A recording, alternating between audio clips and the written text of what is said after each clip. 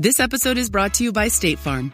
You know those friends who support your preference for podcasts over music on road trips? That's the energy State Farm brings to insurance. With over 19,000 local agents, they help you find the coverage that fits your needs, so you can spend less time worrying about insurance and more time enjoying the ride. Download the State Farm app or go online at statefarm.com. Like a good neighbor, State Farm is there. This episode is brought to you by San Pellegrino Ciao. A gift from Italy to your home. San Pellegrino Ciao is a flavored sparkling water made with real fruit juice, finished with a pinch of Sicilian salt for a perfectly balanced taste. So which flavor will you choose? Peach, lime, blood orange, cherry, or maybe the all-new limoncello? Crafted in Italy with 0 grams of added sugar. San Pellegrino Ciao. Buy it now. Welcome back to another edition of the Disney Dish Podcast with Jim Hill. It's me, Len Testa, and this is our show for the week of Schmurz Day, June 15th, 2026. On the show today, news, listener questions, and patents. Then in our main segment, Jim gives us the history of Disneyland's very first Grad Nite, which happened on this day in 1961. Let's get started by bringing in the man who asks if we've tried naming kids after cheeses other than Brie, Colby, and Jack. Like, this is my friend Sean, short for Parmesan. It's Mr. Jim Hill. Jim, how's it going? Oh, Len, speaking of Parmesan, how many Disney Dish listeners out there remember going to Epcot's Italian Pavilion and then going for a meal at the L'Original Alfredo di Roma Ristorante? Next year, 2027, with the 20th anniversary of the closure of that beloved eatery. Closed its doors August 31st, 2007.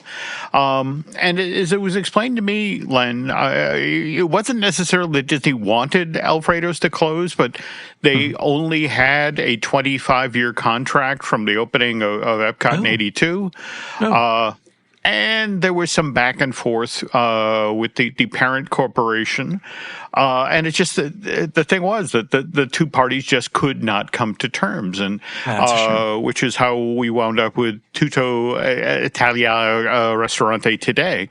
But back in the day, Len, I would order the fettuccine Alfredo when the place was still Alfredo's. And you remember the waiter would come around with that little hand-turned cheese grater and kind of said, you tell me when. And, I'd keep that poor guy going. And then basically it was a test of wills where you'd make eye contact with him and not say when and see how long he had turned the little wheel and how much cheese you could put on your plate. Yeah, definitely. I got to the point, Len, where I had trouble seeing around the pile to my dining companions. I made that poor guy get carpal tunnel syndrome. The way it should be. Exactly. Yeah. There we go. Look, if you eat it, it's not a waste. And there we go. All right, Jim, let's do a quick shout out to our subscribers. Thanks to everyone who subscribes to the show over at patreon.com/JimHillMedia, including Abraham Sussman, Chris Strohmeyer, Tom Camosa, Christian Alexi, Gregory Berg, and Matthew Quirk. Jim, this is Disney's culinary team getting new snacks ready to celebrate the release of Toy Story 5. Of course, you're shrunk down to a toy, and the snacks are regular human size, so expect candy apples that are really caramel-covered mini watermelons on a stick, and an ice cream sandwich that's a gallon of vanilla sandwich between 2 chocolate sheet cakes. True story. Oh. Wow. Okay.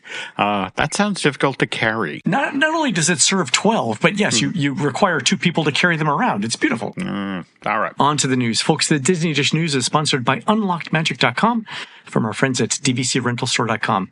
We're approaching the longest days of the year, which gives you more time to find the elusive ghost of the forest, Bongo, at Disney's Animal Kingdom. And UnlockedMagic.com has discounts that make visiting cheaper than ever. So visit unlockedmagic.com now, and you'll be saying, "Them's good eatin'," and all the Savannah wildlife in just no time at all. Okay. All right. On to the news. Jim, in Walt Disney World, I think last week, right after we recorded, we got some new news on Monstropolis for Disney's Hollywood Studios. Yeah, so Imagineering released a video and some documents that gave us sort of the concept of the land. Did you see that the walking path that you take to enter the land and go towards the door coaster ride is supposed to be the walking path that Mike and Sulley follow from their house to work every day. I think that's a lovely conceit. What do you think? Yeah, and more to the point, it's actually a great throwback to the original Monsters, Inc. movie from November of 2001. I mean, that's what we see Mike and Sulley doing in the opening moments of that movie. Right, going through the neighborhood. It's actually a fun take on the opening sequence of Beauty and the Beast, where Belle goes through the village. Okay. Bonjour. Exactly. The premise of the land is that you're there in Monstropolis for something called Human Day, which is to show humans how much monsters care about them. And Jim, I want to note here that this idea, right, the basic construct of the land is it's a special day and you're invited, is similar to what Disney's done recently at places like Zootopia, Better is Together, where you're celebrating Together Day, or you're there for Together Day. The Encanto ride is supposed to have you there on the day that Antonio gets his gift. Tiana's Bayou Adventure is you're invited to Tiana's party that's happening that day. Web Slingers is you're invited to an open house at the Worldwide Engineering Brigade. And then in Frozen Ever After, there's a official summer snow day is happening, and you're doing it. So it's a pattern that Disney's followed with a bunch of recent rides. Yeah, and actually, if the info they shared about the Tropical Americas plays in regard to the Encanto ride, aren't you supposed to be visiting the Madrigal family on the day that Antonio gets his gift to be able to talk to animals? Yeah. So this idea that it's a special day and you're invited seems to be a common theme through at least half a dozen of Disney's recent attractions. It makes me long for, it's just a typical Tuesday, okay? Exactly. Pirates of the Caribbean is just some random Thursday in off the coast of Bermuda, right? Yeah, there we go. Other bits of news from Walt Disney World. The Grand Floridian Cafe closes after service on July 19th for a refurbishment, and it's going to reopen sometime in October. We don't have a reopening date yet. I'm really interested to see what happens here because Grand Floridian Cafe is fairly highly rated as far as table service restaurant goes in resorts, and I really like how they came out of the reopening after the pandemic with their menu. So I know we're going to get a restaurant refurbishment. I wonder if we're going to get a new menu as well. Well, what's interesting about that, Len, is just doing the math here. That's 3 months? Not necessarily a lot of time you're not redoing an entire kitchen during that. Yeah, we're not rebuilding the kitchen in 90 days. Yeah, but we can change out the tables and the wallpaper and the paint and stuff like that. It's soft goods. It's, wall decorations, that sort of thing. But it'll be interesting to see if we actually get a new menu. Yeah, I like Grand Floridian Cafe quite a bit, so I'm excited to see what they do there. Okay. Last bit of news out of Walt Disney World. There's a special La Cava del Tequila event on July 14th, Bastille Day, ironically enough. Tickets are $349 per person. You still need to pay for Epcot admission and parking to get there. That's part of the Disney terms and conditions. But you start with the La Cava experience, which is a tequila tasting hosted by Umberto, who's very, very good at what he does. So you'll get some tequila tastings there, including mezcal and some agave. Then you'll meet at La Cava for 2 new exclusive cocktails, something called the Aztec Eagle, and then an anniversary old fashioned. And then you get lunch at San Angel Inn. So it's a full afternoon of meeting at the Mexico Pavilion. Also, did you see that you get a commemorative replica of the original 1982 San Angel Inn menu? Oh, that's kind of cool. Wow. I love it, yeah. I mean, if you haven't done the La Cava tequila tastings by itself, that's a fantastic event to go to. That part is in La Hacienda, and Umberto does a great job. Everyone there does a great job with the tequila tastings. I learn something every time I do it. That's a lot of fun. So yeah, if you guys have the chance, if you're going to be in the parks, that's a great thing to do. Over at Disneyland, Jim, did you see that all-day park hopping has now returned to Disneyland Resorts? They got rid of the rule that prevented park hopping before 11 a.m. Interesting. Yeah, I think that's good. I don't know how many people are going into one park for an hour or 90 minutes or 2 hours before hopping over to another, but it's good you have the choice, right? No, absolutely. Another bit of news out of Anaheim, and this comes by way of our partner on the Disney Unpacked show for Patreon, Jim Schul. But he has heard from folks in Anaheim that I guess they put Disneyland cast members on notice that later this summer they'll no longer be able to park in the cast member parking lot over on Manchester. I want to say Manchester Avenue. Because is that part of the Disneyland Forward expansion? There we go. And what's interesting about that is evidently that's when they begin site prep for the new multi-story parking garage for folks driving up from the south on the 5. And again, what's interesting about that is that's the first step of 3 that eventually leads us to that, brand new land that's supposedly being built for California Adventure that, depending on who you talk to, it's either still Avatar or more likely Zootopia. So just means that, we should probably anticipate an announcement about that project this summer at the D23 Expo. The closing of the parking lot is to make way for the multi-story parking garage. Is that correct? That's correct. And then on the heels of that, they'll have to build a walkway that connects that structure over to, Disneyland Plaza, which again means moving, where the bus drop-off is right now. Right. And, and then the final element of that is expanding DCA out into the old bus area for either Zootopia or Avatar. Didn't Disney confirm earlier this year that Avatar was still the plan? But that's sort of happened like either just before or right around the time that we started hearing that that support might be soft internally? Yeah, and ultimately, again, this is going to be Mr. DeMaro's call. And, again, there are wheels within wheels here that evidently a new factor in this situation is how Avatar Fire and Ice is doing over or about to do over on Disney Plus. I think it's either about to start streaming or has already started streaming.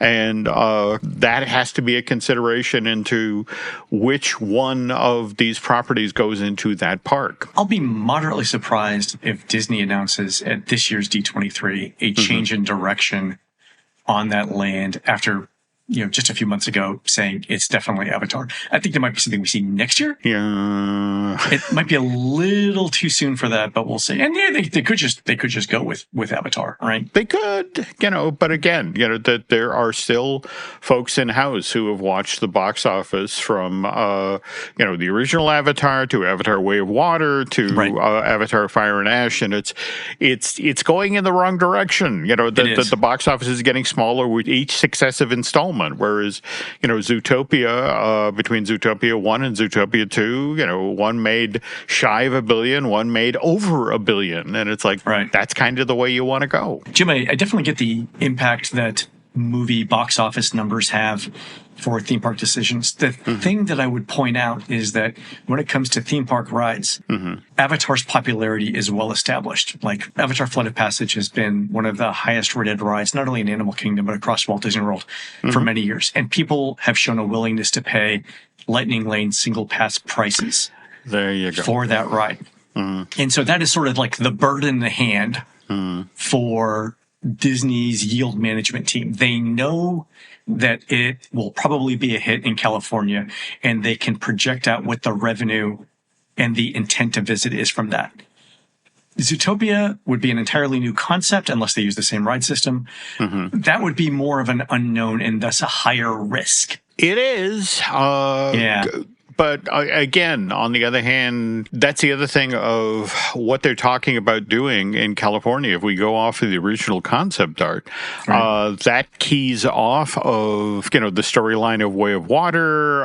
That's a boat system. In fact, what we've previously been told is it's the boat system from Shanghai Disneyland's Pirates of the Caribbean ride. Oh, wow, Never comes stateside. Whereas Zootopia, the ride system there is the exact same ride system that's used for Mickey and Minnie's Runaway Railway. There you go. Yeah, I think that those are the two things that are in tension there.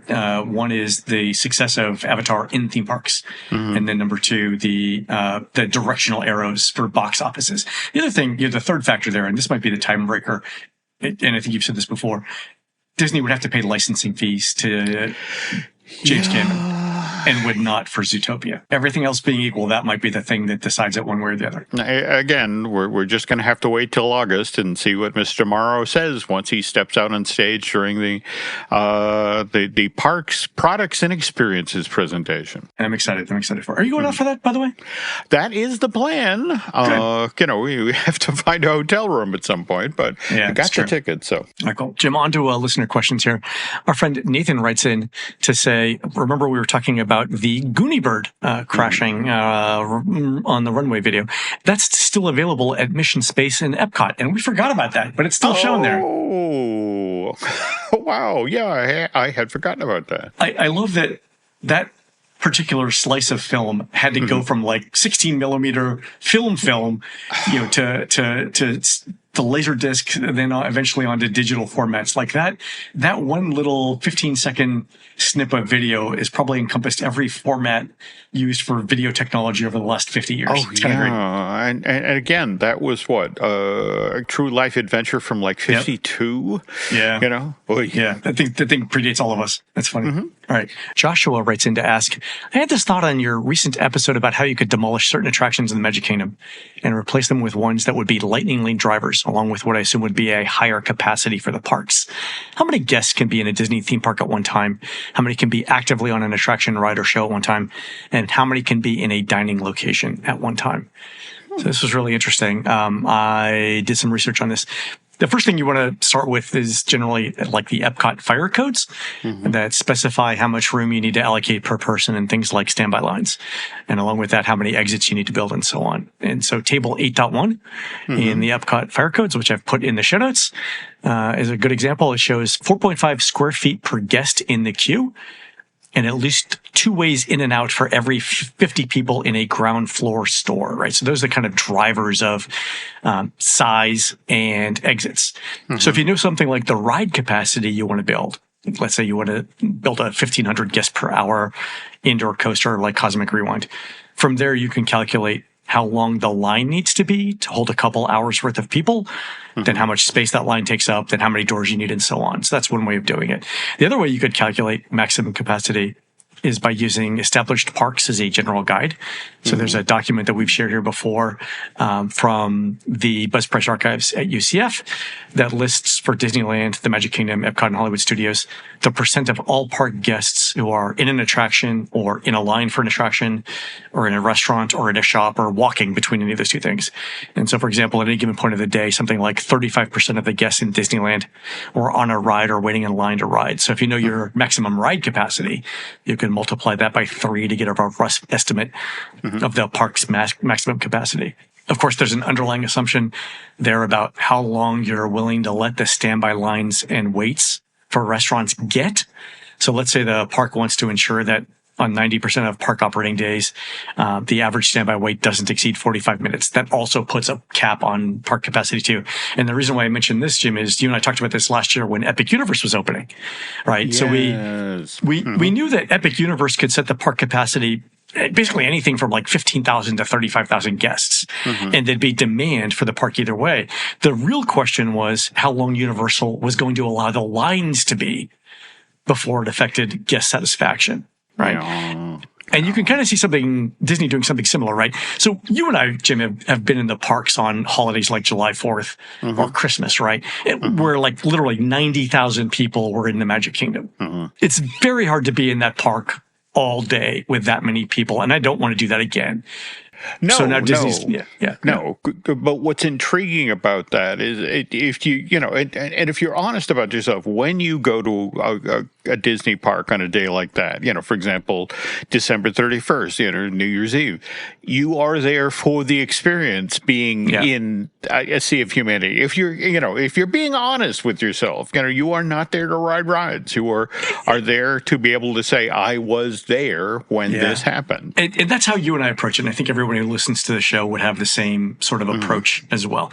Here's the issue that runs into. When there are 90,000 people in the park, they don't all have that same shared expectation. It basically looks like a spectrum of people, right? Where people on one end think exactly the way you and I do. We're just here for the vibes. But then there's a significant number of those 90,000 people who think, regardless of crowds, I should be able to get on 25 or 30 rides with minimal waits in line, no matter where I go. Regardless of whether that is a reasonable expectation, it's still their expectation. Okay. And Disney has to deal with those complaints. I guess. Like, not all 90,000 people are going to believe things the same things as us, right? People are going to have different expectations. And I think that's why they try and limit it now. Okay.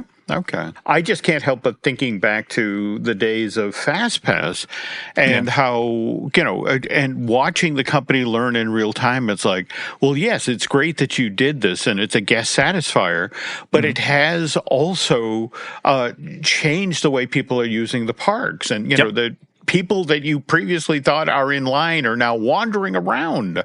Right. And suddenly the parks feel that much more crowded because you're getting them on rides that much more efficiently, that much faster. It's true.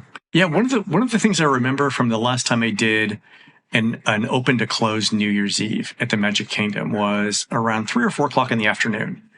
After everyone had eaten lunch, but before everyone had eaten dinner, you could not get a seat in Pecos Bills because everyone was just sitting there recharging their bodies in their phones. Yep. Basically, anywhere that was next to an electrical outlet, you had tons of people sitting, but they were basically taking up restaurant seating, even though they weren't eating. And I think that's another thing that Disney wants to avoid as well.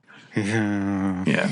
That's where you learn to bring multiple battery backups, yeah. All true. All right. Our friend Patrick writes in with this. He says, on the last episode of the Disney Dish, you were talking about the possibility of mixing various villains for the dark rides in Villains Land. It reminded me of a Disney movie called House of Villains, and I put a link to it in show notes, where Mickey is hosting something at the House of Mouse, and the villains decide to take it over.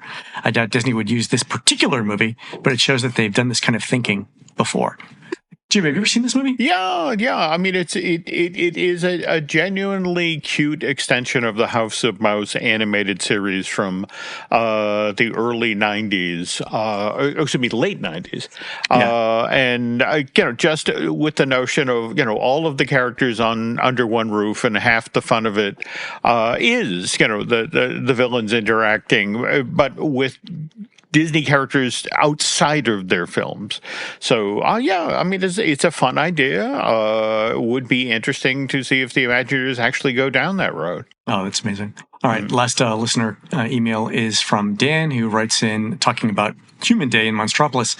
He says, imagine a monster wearing a sandwich board with pins for trading walking around Monstropolis. But these pins are of humans dressed in park-themed attire. Of course, they'll say Monstropolis Human Day to commemorate the event. Jim, how are these not the pins for Monstropolis? That's a great idea. That is a great idea. Yeah, I have to admit it's going to be interesting on the heels of what we've seen, in fact, in the same park about, there are all sorts of things that were theoretically supposed to happen over in Black Spire Outpost that never happened. And again, so much of what they're talking about here with Monstropolis sounds lovely, but it's, it's like, okay, can you do that on a daily basis? Also, can you do this with understanding that there are just members of the public who are, pardon me, get out of my way, I'm trying to get to the coaster.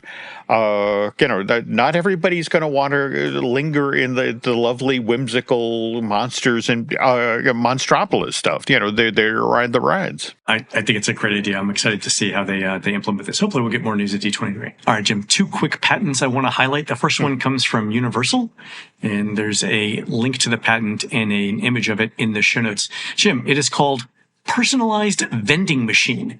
And the idea is that the screens that show what's available in the vending machine would change based on a guest scanning like something like a wand or a magic band or some sort of identifier on there. I can imagine this in like one of the Harry Potter lands.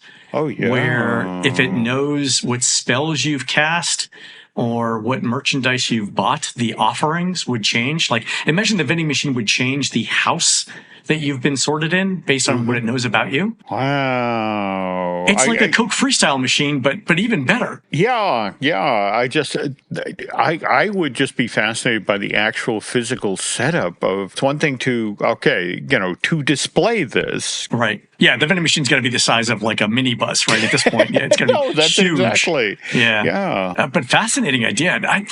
Every once in a while, you'll read a patent and you'll be like, okay, I can understand the chain of thought that got us to this point.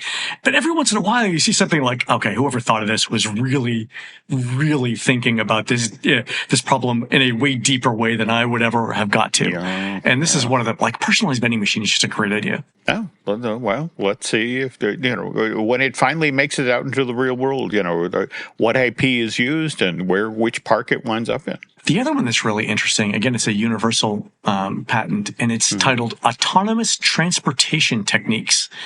And Jim, the thing that caught my eye here was the visual image that highlights page 1 of the patent. You see a bunch of different theme park locations, all linked by roads, but there are autonomous vehicles that, I guess, purport to transport those guests among the various different lands or areas of the theme park. And remember, Universal Orlando has, the North Campus with Islands of Adventure and Universal Studios Florida, and then the South Campus, which is several miles away, of Epic Universe. You have to believe that this patent is somewhat related to that, right? Yeah, and again, just the notion of taking that time and making it entertaining as well. I mean, climb into a vehicle, I'm at Islands, and this whisks me to Epic Universe without me having to worry about crossing the 4 and, then making my way over to a major boulevard.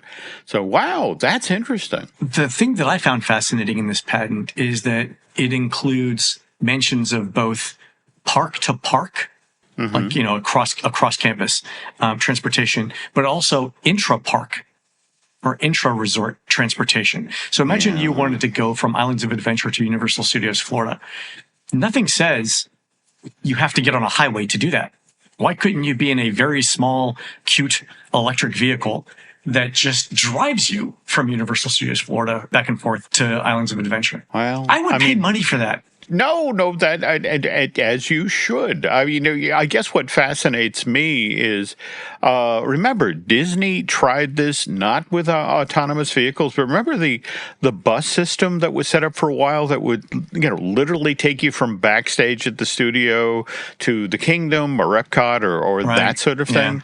Yeah. I want to say that ran for like 3 months tops, and eventually fell off of the table because either so few guests knew about it or so few guests were willing to pay, because I guess that it was an upcharge, wasn't it? I think it was. Inter-park transportation has its own set of challenges because you're on public roads. But if you're intra-park or intra-resort, again, going from, IOA to USF, Universal could make that road system so that it is easiest for autonomous vehicles to navigate, right? They could put sensors in the ground, wires along the entire path. They could put barriers up. They could do whatever they want inside Universal Orlando Resort to make that happen. And I think that's the easier of the two. But again, I mean, think about this. If you're in the very, very back of Universal Studios Florida, over by where, Fear Factor used to be or whatever, and you want to go over to the back of IOA, would you pay $5 to hop on a vehicle and do that automatically?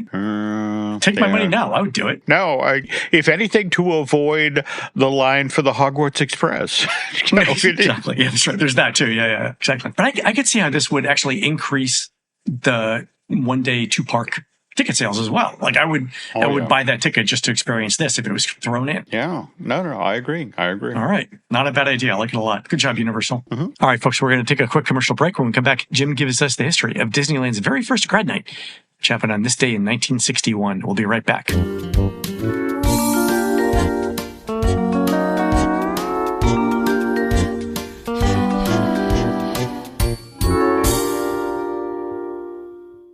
This episode is brought to you by Lisa. Your bed really should be one of your favorite places. I mean, it is, after all, where we retreat to at the end of the day, to then rest up for all the challenges that we're going to face tomorrow. Which is why, if you're in the market for a new mattress these days, well, why not give yourself the nightly upgrade you deserve with Lisa? Leesa makes super comfy, award-winning mattresses designed and assembled from premium materials right here in the USA. Every Leesa mattress delivers full-body support and long-lasting comfort no matter how you sleep, with different options for different sleep positions and preferences. We recently had a Leesa Sapira Hybrid delivered here to the house. This award-winning mattress combines breathable foam with motion-reducing springs. Anyway, we set the Sapira Hybrid up in the upstairs guest bedroom, and it's so comfy that the cats and I have begun sneaking up there to grab naps. So, if you want to start this summer by getting some better sleep, take the Leesa Sleep Quiz and find your perfect mattress in just 2 minutes. More to the point, you can rest easy when you try Leesa thanks to their free shipping, simple returns, and 120-night sleep trial. Go to Leesa.com for 30% off of all mattresses. Plus, get an extra $50 off with promo code DISH, exclusive to Disney Dish fans. That's Leesa.com. Promo code DISH for 30% off mattresses plus an extra $50 off. Support the show and let them know that the Disney Dish sent you. Leesa.com, promo code DISH. We thank them for sponsoring today's show. LinkedIn is pretty amazing at helping you grow your small business. We cannot make your email response time faster. We can help you sell, market, and hire in one place. We cannot help you find space for your 3 desk drinks. Why do you have 3? And while we can't help you find the perfect volume for your presentation video, LinkedIn can help you find the perfect audience for your business. Grow your small business on LinkedIn. Learn more at linkedin.com/smallbusiness. Study and play come together on a Windows 11 PC. And for a limited time, college students get the best of both worlds. Get the Unreal College Deal. Everything you need to study and play with select Windows 11 PCs. Eligible students get a year of Microsoft 365 Premium and a year of Xbox Game Pass Ultimate with a custom color Xbox wireless controller. Learn more at windows.com/student offer. While supplies last. Ends June 30th. Terms at aka.ms/collegepc.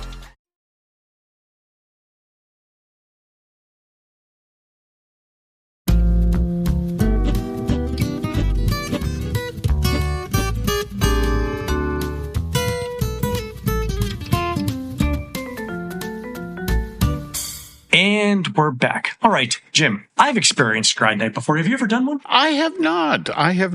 But at the same time, I know so many people who grew up in Southern California who this was a rite of passage. Oh, yeah. So did you do this in Florida? Did you do it out in California? Did it in Florida. So we got bussed up from Coral Springs, Florida, to Orlando. We spent the entire night there. It's the first time I've ever spent all night in a theme park. I remember that my bands, if I recall correctly, Night Ranger, Ready for the World, and then the all-female group Climax, who and I saw Ready for the World and Climax, and they were amazing. You know, they did not lip sync; they sang for real. They were, I think that we were on the Central Hub, and it's just a surreal experience. But very talented performers. I still listen to their songs every once in a while.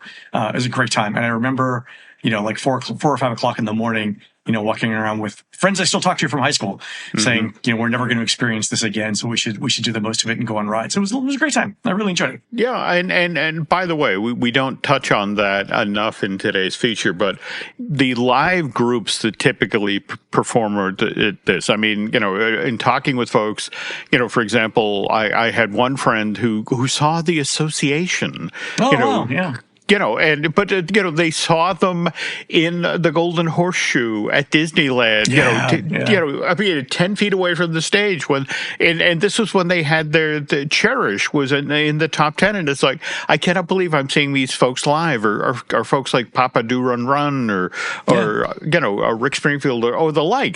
Disney would get top, performers. But again, talking of the rite of passage here that, out in Southern California, you just did not complete your high school experience. If after you're handed your diploma that afternoon, you climb on a bus. And if you're a girl, you're wearing a dress. If you're a boy, you got a suit and tie, and you take a 3. Oh, we had dress codes too. We still had dress codes. Yeah. All right. Well, but 3-hour drive down to Anaheim, and then once you're there, you're allowed into Grad Nite at Disneyland. And as Len just mentioned, tradition started at $65 25 years ago today. This show is being released on Monday, June 15, 2026, and the first Grad Nite was held on Thursday, June 15th, 1961. And at that first one of these, Len, 8,500 kids from 28 high schools around Southern California took part in this inaugural event. Wow. Each paid $6 to get into Disneyland starting at 11 o'clock. By the way, went to the inflation calculated, that's $67 in 2026 money. But they were then locked in the park till 4:30 a.m. Only then could you then begin to leave and get back to where your bus had been parked. And by the way, that was also one of the hard and fast rules of Grad Nite. No private transportation, or at least the original iteration. You came on a school bus and you left on a school bus. And also for every 20 kids, there was a chaperone. Yep, same for us, yeah. And everybody came on the same bus, and more to the point, end of Grad Nite, which right at 5 a.m., the last of the guests is supposed to be walking out the front gate then, so that Disneyland employees then had 3 hours to reset the park. Imagine cleaning up after a bunch of high school students in 3 hours. Yeah, I mean, You're basically just everyone's got a trash bag and you're just picking stuff up. Yeah, no, it was a crazy time. But okay, I want to take a step back though and talk about how Disneyland actually wound up with the Grad Nite. And this dates back to a decision that Walt himself made earlier in 1961. He decided that year to close that theme park's Holiday Land area. This was a 9-acre space on the other side of Disneyland's train tracks on the to the west of Frontierland. And this is where the park, for the first 6 years of its existence, this is where they'd hold their corporate events. I mean, if the U.S. Postal Workers or the Teamsters were having their annual picnic, they'd rent the space from Disneyland. And they had space back there, Len, for 7,000 people. There was a beer tent, softball field. And the idea was you'd go to this part of Disneyland. You'd have your event for a while, you enjoy a hot dog, a hamburger, that sort of thing. But then through the Holiday Land gate, which was, again, located by the train tracks in Frontierland, you could then filter into Disneyland proper, enjoy the rest of your day there. Oh, so the corporation paid to rent out Holiday Land and then paid for admission to the parks? That's it exactly. So they're double dipping. Disney was double dipping. There we go. Okay, all right, go ahead. But anyway, by early 61, Walt had made the decision that if Disneyland was going to expand, and at this point, this is when he's finally getting serious about building the Haunted Mansion in New Orleans Square, Holiday Land is going to need to close. The only problem is that Disneyland would then lose all of the revenue. There you go. All right. Okay. All right.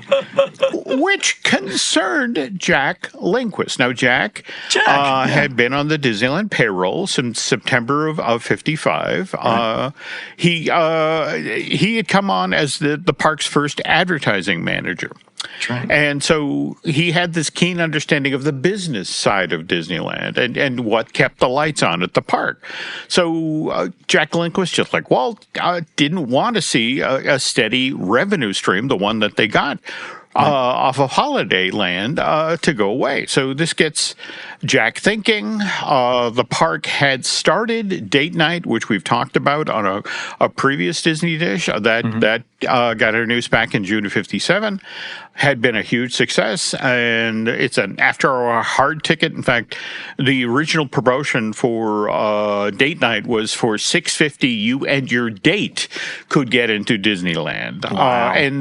And that had been a huge success with young adults in Southern California. So to Jack's way of thinking, it's like, well, could we create a second after-hours event that then targeted an adjacent demographic, Southern California teens? I mean, at this time, too, Southern California is exploding population-wise, right? Mm-hmm. Tons of high schools being built. Yeah, absolutely. Okay. So, there's an opportunity here. So Jack puts together a proposal and then takes it to Disneyland management.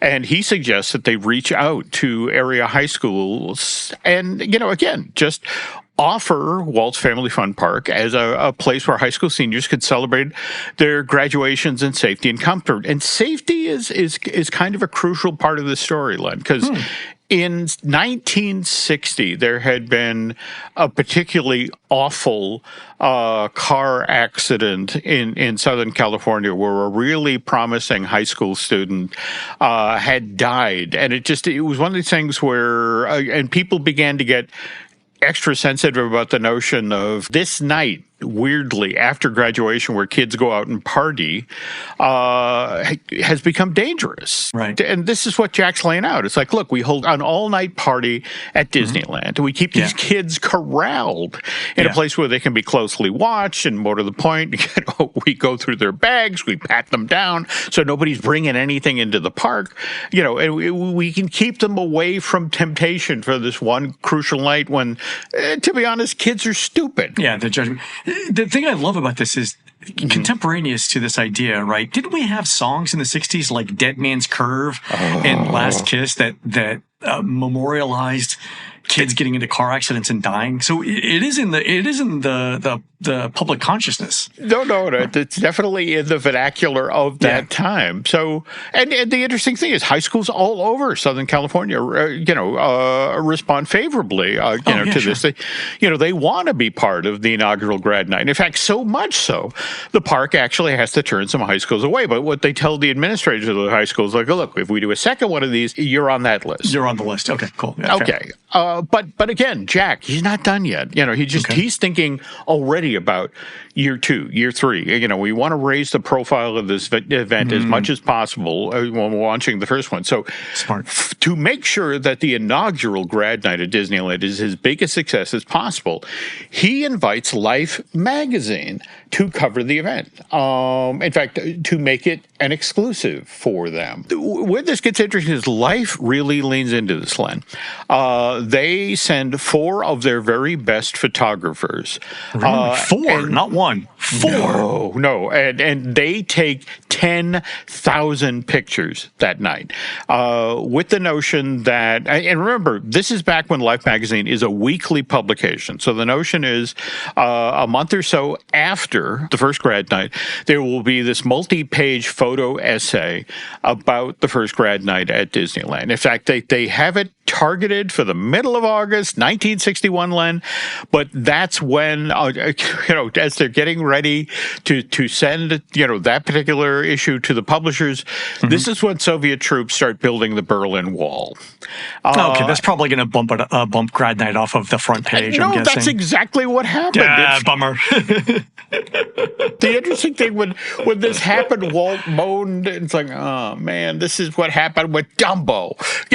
We were supposed to be the cover of Time magazine, and then Pearl Harbor happened. And now I bring this up because your old pal Mike Scopa has done a great story about this very same event, the photo essay of the first Grad Nite at Disneyland getting spiked by Life magazine's editor so they could cover, the Berlin Wall. In fact, you'll find it on Mike's Substack, which is entitled The Disney View from Scopa Towers. Really worth checking out. Mike did a great job with this article, but Mike then goes on to talk about how, again, 10,000 pictures, which Life magazine never publishes. And so linguists in the park reach out and say, well, could we at least have a couple of images to use for our own publicity material? I mean, it was the first event, and Life magazine's like... And we thought you guys were covering it, so we didn't. No, that's exactly. So it's like... And Life's like, well, no, this is our property. And so, Len, that material stays in the vault for 6 decades. And really? Yeah. 1972, Life magazine goes from a weekly to a monthly. Then in 2000, it ceases publication as a monthly and just becomes commemorative issues. In fact, I want to show you this. I just picked this up this week. Oh, the Winnie the Pooh. Yeah, this is what they're doing now. They're doing commemorative issues. Yeah. You know that when they stopped publication, Disney probably sent out some college program kids to dumpster dive Life magazine every night saying, we're looking for... These things are called... This episode is brought to you by Prime.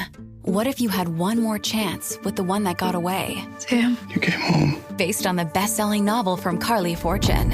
Every Year After follows childhood friends Sam and Percy as they reunite in the dreamy, nostalgic lakeside town of Barry's Bay. Love can be hard to find. So if you're lucky enough to find that person, never let go. A second chance at first love. Every Year After, now streaming only on Prime. You have one new message. Translating. Disney and Pixar's Hoppers is now available on Disney+. You could say that again. Critics are calling it Pixar's funniest movie ever and a wildly entertaining ride. Blizzard Potato. It's certified fresh and verified hot. Now we party. This is incredible! Wow, I am clearing the rest of the day. Disney and Pixar's Hoppers now available on Disney+. Rated PG.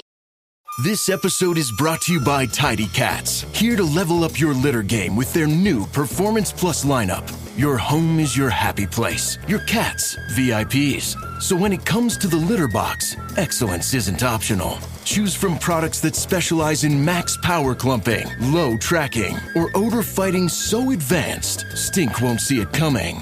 Tidy Cats Performance Plus. Mission mighty, keep it tidy. Shop now at tidycats.com. Slides, and we're looking for them. If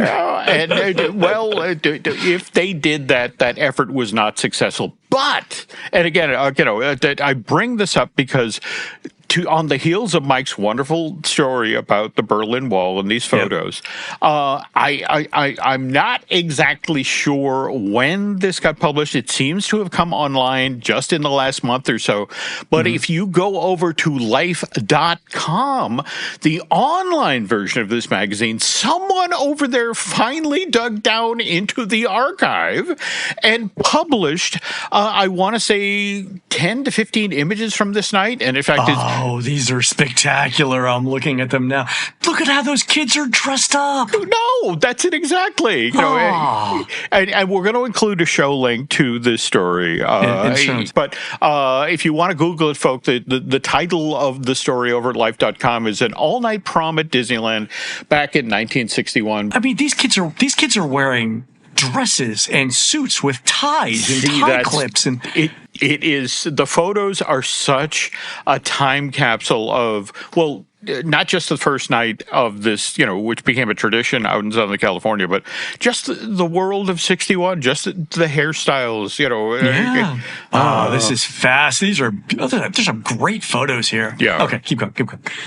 I'm getting distracted, sorry. We will talk more about the history of Grad Nite at Disneyland in a sec, but before we do that, got to acknowledge your sponsors.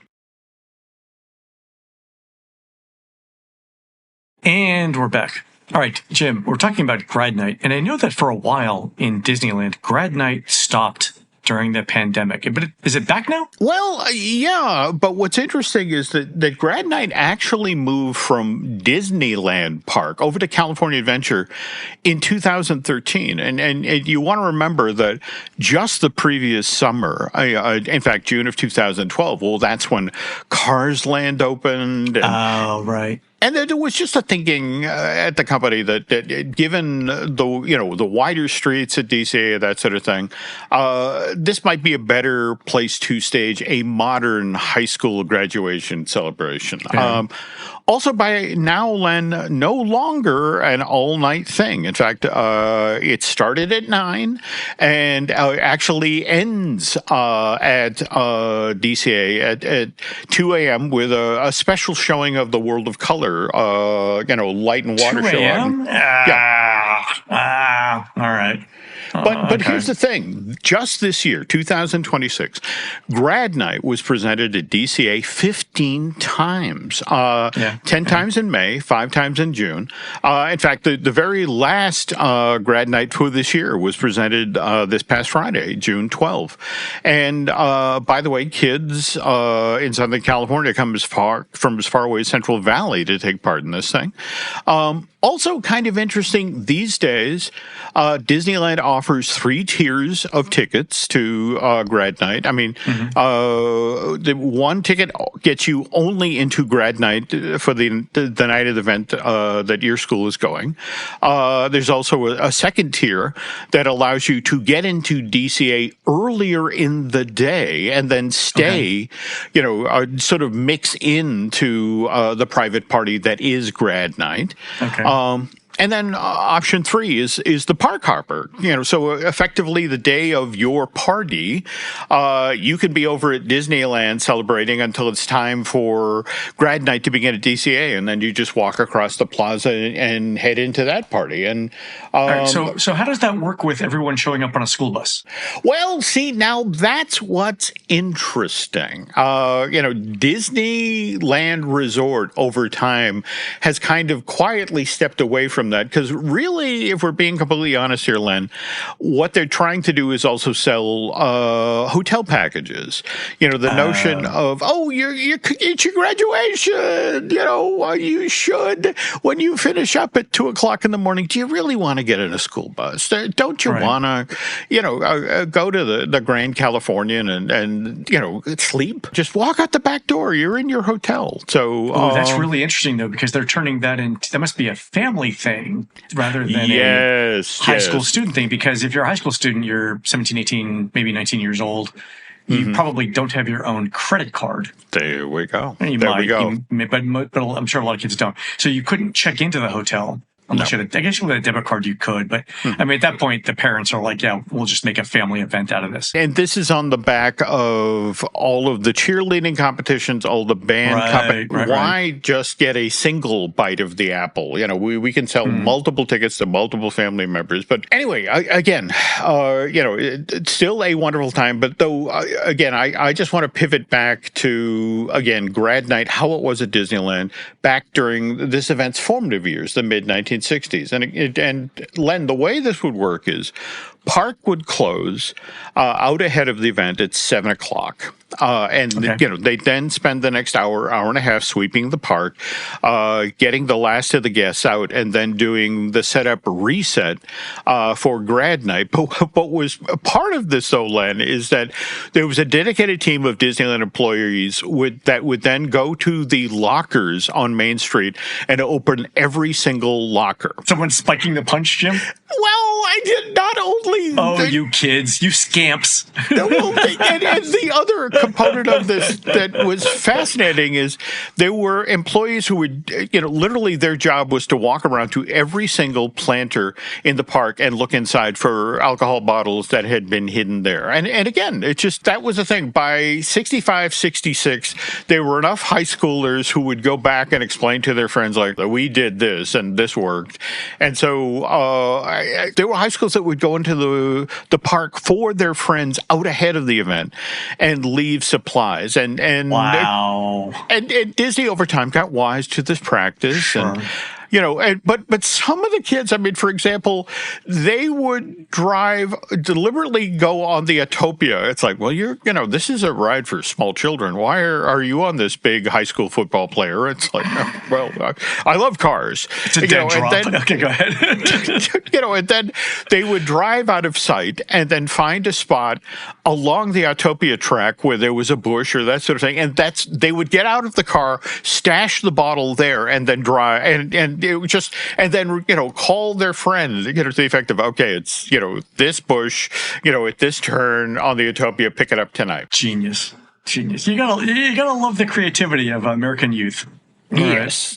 Now, we talked earlier about how you had to dress to attend this thing. And in fact, as Len mentioned, those wonderful photos from Life Magazine. Yep. You can see, the folks with, the dresses and their high heel shoes and that sort of thing. Yeah. But here's the thing. If you were a guy, and again, this is Disneyland in the mid-1960s. If your hair was over your collar, you were not. Wait, hold on. Is Dick Nunes in the front of the park going, get a job and a haircut, you hippie? Pretty much, But you were literally pulled aside and said, "Look, all right, here's the thing. I'm not allowed to let you in the park with your hair that long. But there is an option. If you will follow me, I will personally walk you from the entrance here over to the Disneyland barber shop. Oh, all right? You know that's like the Army induction barber shop where they basically spin the chair and put a razor on your head and let it go. No, I mean, you are not wrong. I mean, in fact, evidently the Disneyland barbers had to be like... It'd be like, we're making some money today, boys. No. That's it exactly. The whole notion was that they had to accept the fact that, again, you're here for the party, and we are not doing a professional haircut here. We are doing a buzz cut. You'll be in and out of here in 5 minutes, and you can go to your party. Not the time for a wash, a set, and a shampoo, a set, and okay. Yeah, and the barbers there just loved Grad Nite because they would make $100 easy by 11 o'clock at night, everybody was in the party, and you dealt with everybody, and I go home with that money in their pocket. So, all right, so I get that. Here's my question though about scheduling this event. It's a logistics thing. So maybe you can help me out here. High schools have rivalries with other high schools, like the Sharks and the Jets, right? Yeah. Does Disneyland schedule each high school so that their immediate rival is not in the park with them at the same time to avoid like conflicts and fights and stuff like that? It is so interesting that you mentioned that, because that literally, there was a dedicated team for Grad Nite. And again, remember, if we jump ahead to the height of this event, Len, it's a month long. And, sometimes from all over the American Southwest, over 1,000 high schools. Oh, and wow. we're talking Okay. 130,000 students would take part in this. And yes, Disneyland actually had folks, to the effect of, no, we can't have East High School in here at the same time. The Sharks and the Jets, exactly. No. And so they literally would build a schedule.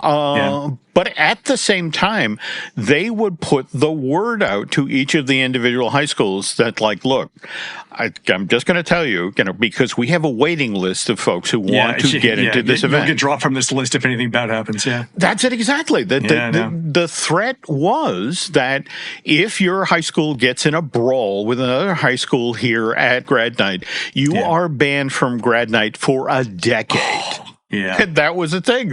Some high schools held the peace. It's like, I don't want to ruin this for my high school for a decade. And that the administration of each high school has to talk to the chaperones. Like, you think that this is going to be, free night in Disneyland or whatever, but this is what could happen, and it's your job to prevent this from happening. Right? No, absolutely. Don't let the kids drink. Don't let the kids make out. Don't get into fights with other high schools, and God knows what else, right? Yeah, and the interesting thing, as a chaperone, you were told going in, like, for example, there was a time you were free-ranging in the park and just, keeping an eyeball on your kids.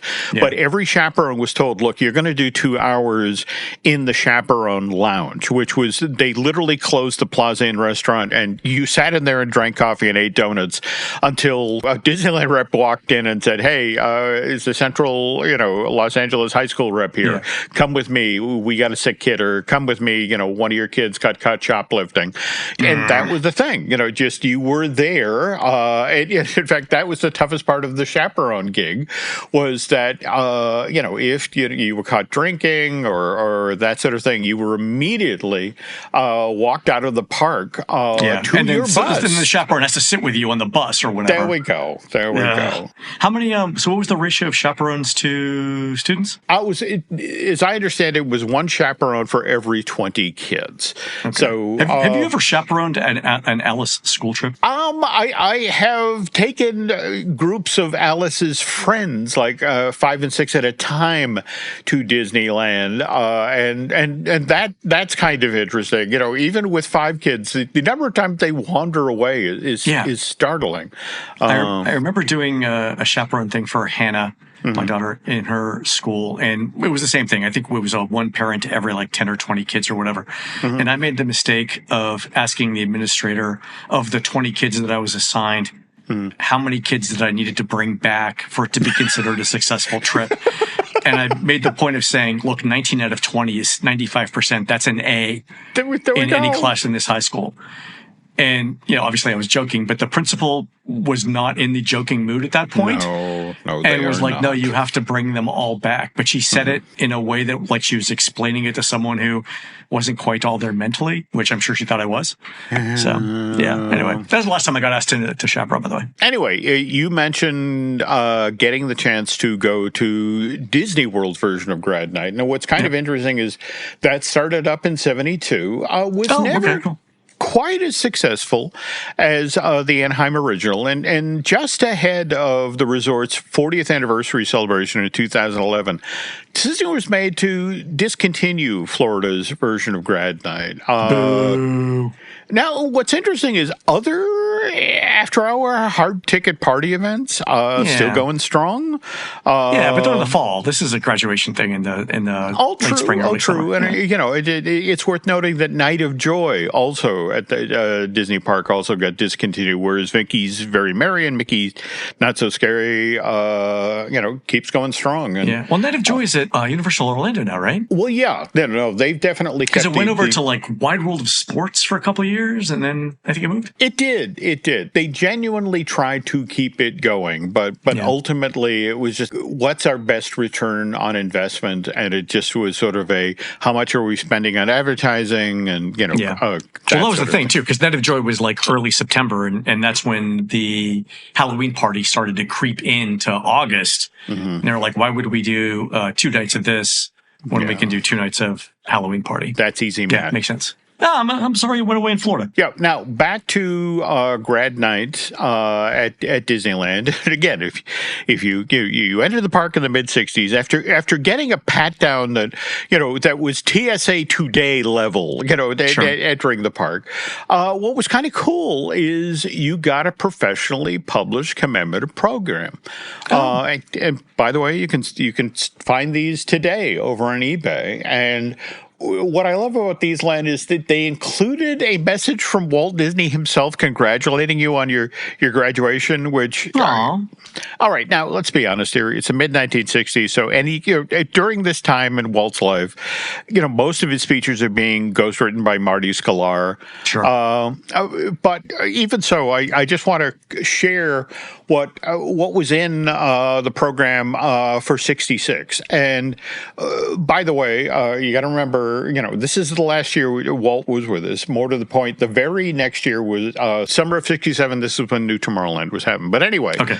All right. So this is why this particular speech works hard to sort of work in the future in space. But anyway, on the heels of your high school graduation, here's what Walt Disney has to say to you. It's like, on this, one of the really big moments of your life, I want to wish each and every one of you all the best for the future.